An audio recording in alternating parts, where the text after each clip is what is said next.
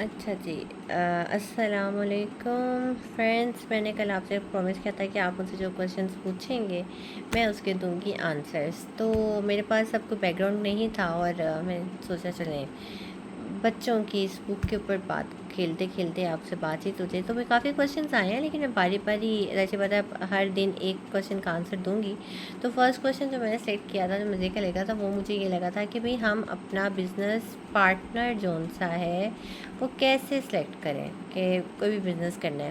पहली बात ये कि ये क्वेश्चन ही जौन सा है ना वो बहुत ज़्यादा वाइड था कि इसमें डिपेंड बहुत सी चीज़ें कर रही होती हैं कि आपका फर्स्ट ऑफ ऑल जौन सा है वो बिज़नेस क्या है।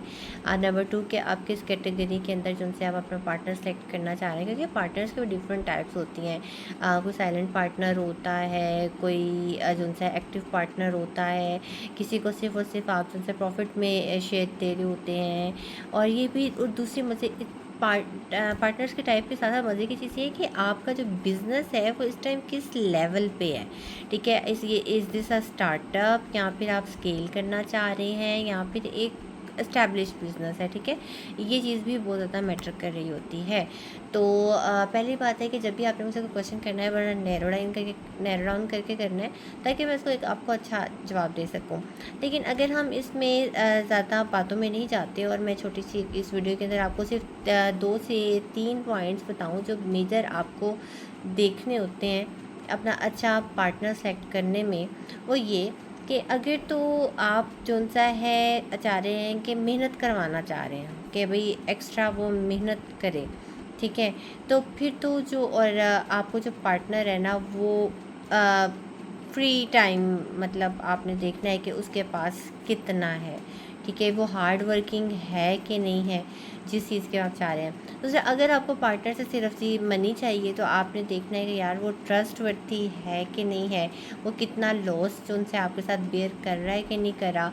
ठीक है, और बेयर मिनिमम जो उनसे है वो आपको क्या दे रहा है, मनी के साथ आपको कोई एक्स्ट्रा आपको आइडियाज़ शेयरिंग और बिज़नेस में कितना आपके साथ इंडल्ज होने के लिए वो तैयार है। ठीक है, और दूसरी चीज़ ये कि अगर आप जस्ट सिंपल आप चाहते हैं कि जी हर भी चीज़ है कि वो 50-50 चलता रहे, तो फिर आपने उसके अंदर ये चीज़ लाजमी देखनी है कि जो पार्टनर आप सेलेक्ट कर रहे हैं वो आपकी जो पर्सनैलिटी की क्वालिटीज़ हैं उसके साथ कंपेटेबल हो, लेकिन उसका स्किल सेट जो सा है वो थोड़ा डिफरेंट हो। मतलब यानी कि आपके जो बिज़नेस गोल्स हैं, ठीक है, कि क्या वो उस बिज़नेस के अंदर सिर्फ़ और सिर्फ प्रॉफ़िट शेयरिंग के लिए आना चाह रहा है कि उसको उस बिज़नेस में कोई इंटरेस्ट भी है।